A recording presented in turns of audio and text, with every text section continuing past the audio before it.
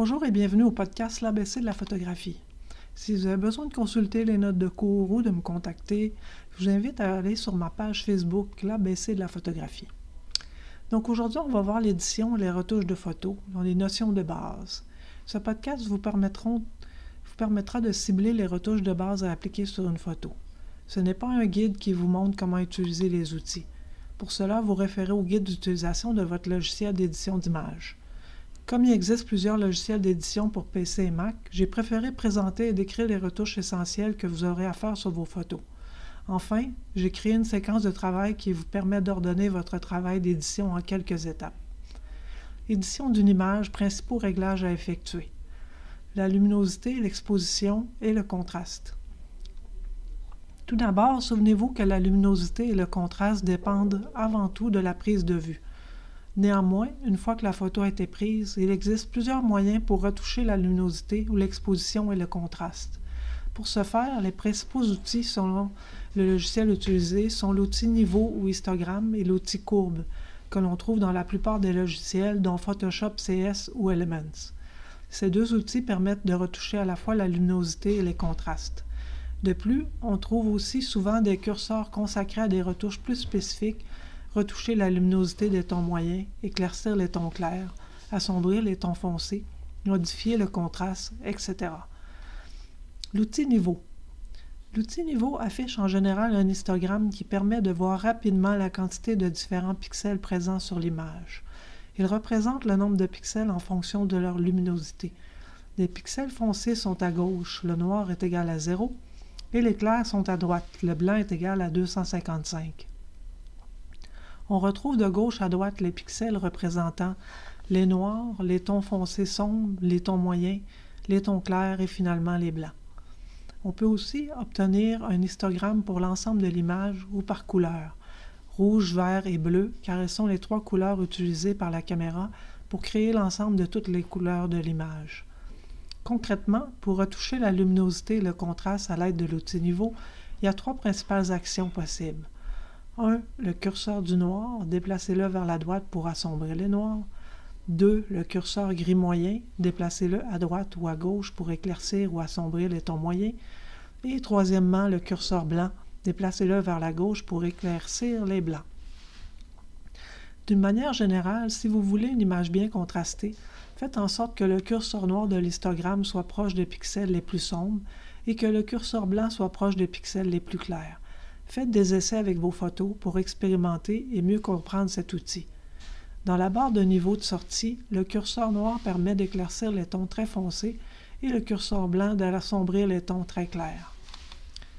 L'outil courbe de Photoshop CS et Lightroom.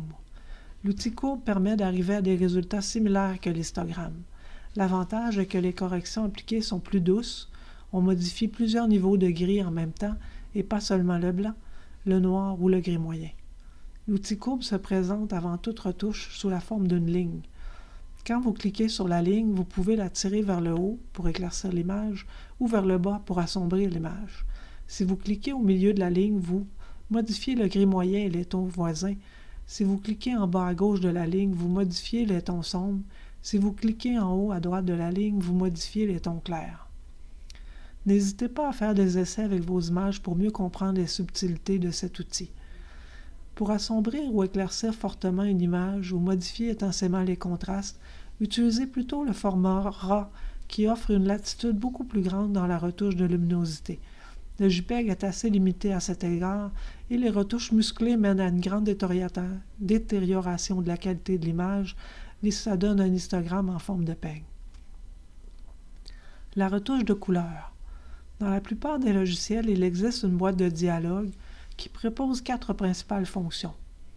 1. Le choix de la couleur que l'on veut retoucher. Par défaut, on les retouche toutes, mais on peut n'en sélectionner qu'une seule à la fois. 2. La teinte, simplement le type de couleur, vert, bleu, rouge, jaune, etc. 3. La saturation, l'intensité de la couleur. Des couleurs ternes sont peu saturées, des couleurs vives sont très saturées. Et quatrièmement, la luminosité. La quantité de lumière présente dans la couleur, dominante, claire ou foncée. Prenez note qu'utilisez cet outil avec parcimonie. Ne forcez pas trop sur les manettes. et ce, surtout sur les fichiers JPEG, sinon vous risquez de dégrader la qualité de votre image. Pour contrôler que la retouche ne dégrade pas trop l'image, affichez-là un grossissement de 100% et comparez les zones d'intérêt avant et après la retouche. Par ailleurs, vous pouvez aussi modifier la température des couleurs, en particulier si votre balance des blancs était imprécise ou incorrecte. Cette option se présente généralement simplement sous la forme d'un curseur que l'on bouge de gauche à droite pour refroidir vers des teintes bleues ou réchauffer les couleurs vers des teintes oranges. Mieux vaut l'utiliser sur les fichiers de type RAR plutôt que JPEG. Retoucher la netteté d'une photo ou ajouter du flou. La netteté et l'accentuation. Cet outil permet d'accentuer la netteté des détails d'une image. S'il ne permet pas de récupérer une image trop floue, il offre néanmoins des possibilités importantes pour rendre l'image plus nette. En général, l'outil d'accentuation, appelé parfois masque flou, se compose de 3 curseurs. 1. Le gain représente l'intensité ou la profondeur de l'accentuation. 2. Le rayon représente l'amplitude ou le nombre de pixels affectés par l'accentuation. Et troisièmement, le seuil qui permet de limiter l'effet de l'accentuation en protégeant certains pixels. Cet outil propose également la plupart du temps une option de prévisualisation, aperçu de l'effet directement sur la photo avant d'appliquer la modification. Pour accentuer la netteté d'une image, bougez les curseurs gain et rayon, faites des essais pour obtenir l'effet que vous souhaitez. Gardez en tête que plus la résolution de votre image est grande, plus vous pouvez forcer sur les manettes.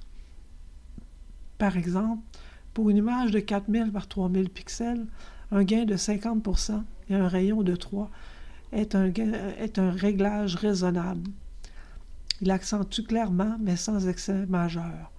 En comparaison, un tel réglage pour une image de 800 par 600 pixels est excessif. Pour bien vous rendre compte de l'intensité de votre retouche de netteté, affichez votre photo à 100% de sa taille dans votre logiciel de retouche. Dans tous les cas, n'exagérez pas trop dans l'utilisation de ce filtre, car les accentuations extrêmes font apparaître un halo peu naturel autour des contours. En général, mieux vaut augmenter la netteté uniquement sur les zones déjà relativement nettes. Inversement, il est totalement inutile d'essayer d'augmenter la netteté des zones floues. Pire, ce genre de tentative, en plus de ne pas rendre la photo plus nette, va mener à une augmentation du bruit, l'apparition de pixels parasites. Les différents types de flou. À l'opposé de l'outil accentuation, les outils de flou vous permettent de rendre flou votre image ou une partie de l'image avec l'outil masque du calque. Le plus classique est le flou gaussien, qui affecte uniformément l'image. Il se représente le plus souvent sous la forme d'une simple curseur que l'on déplace vers la droite pour augmenter l'intensité du flou. Le flou directionnel vous permet de simuler une impression de vitesse, un flou de filet. Vous pouvez en général choisir 2 options.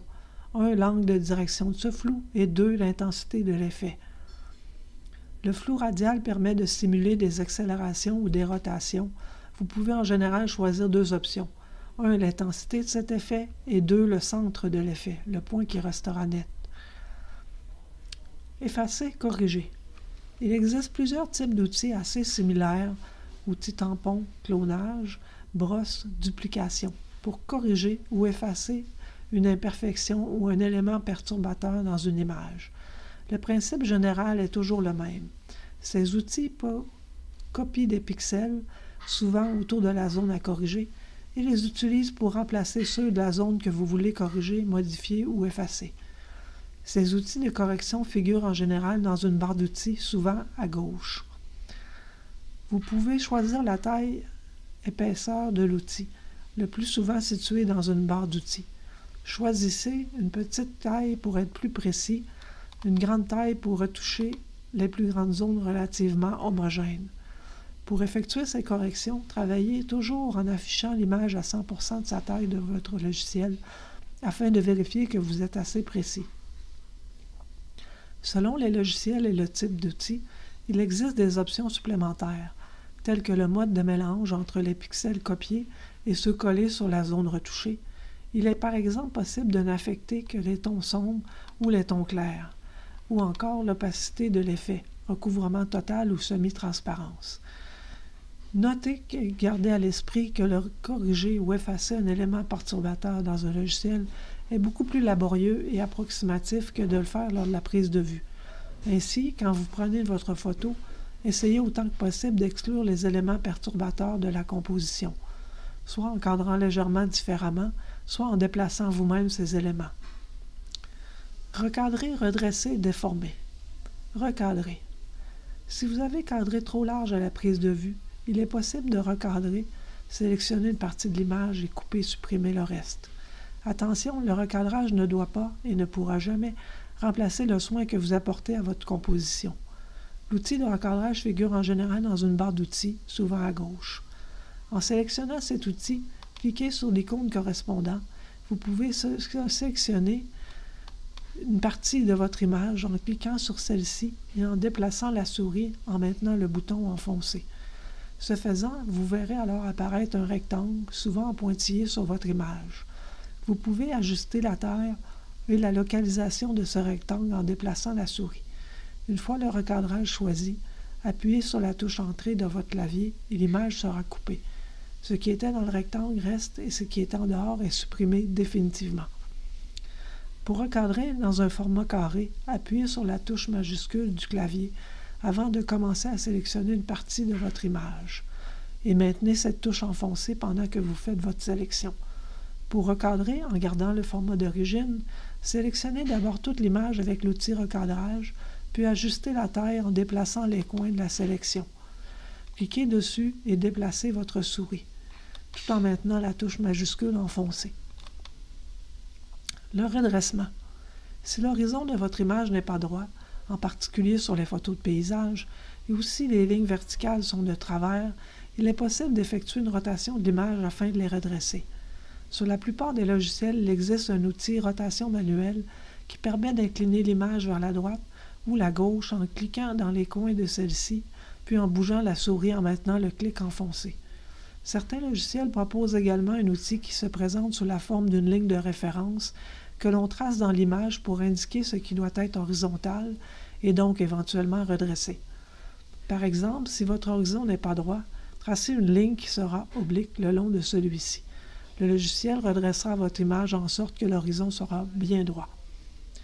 Dans tous les cas, vous devrez probablement recadrer un peu votre image à la suite d'un redressement, qui fait toujours disparaître certaines zones dans les coins et fait apparaître des triangles blancs à la place. Pour éviter cela, le plus simple est encore de cadrer soigneusement quand vous prenez la photo. Utilisez des lignes dans votre viseur pour vous assurer que votre image est bien droite. Déformer, corriger la perspective. Parfois, il est utile de modifier la perspective, en particulier pour les photos d'architecture, par exemple pour des photos de grands bâtiments photographiés depuis le sol, en contre-plongée. Sur la plupart des logiciels, il existe un outil perspective qui fonctionne un peu comme l'outil rotation manuelle évoqué ci-dessus. Quand vous activez l'outil perspective, un cadre en pointillé apparaît sur votre image, avec de petits carrés ou des petits points dans les coins au milieu des bords de l'image. En cliquant sur ces petits carrés et en déplaçant votre souris, en maintenant le clic enfoncé, vous pouvez étirer et déformer votre image de sorte à augmenter ou diminuer l'effet de perspective. Comme pour l'outil redressement, la correction de perspective implique une perte de certaines zones de l'image. Ainsi, si vous avez prévu d'utiliser la correction de perspective, pensez à cadrer assez large quand vous prenez votre photo afin d'avoir assez de marge pour utiliser cet outil. Faites en sorte que les zones perdues lors du redressement soient des zones peu importantes, telles que les parties du ciel plutôt que des parties de votre bâtiment. C'est tout pour aujourd'hui. Je vous remercie de votre écoute. On se dit à la semaine prochaine.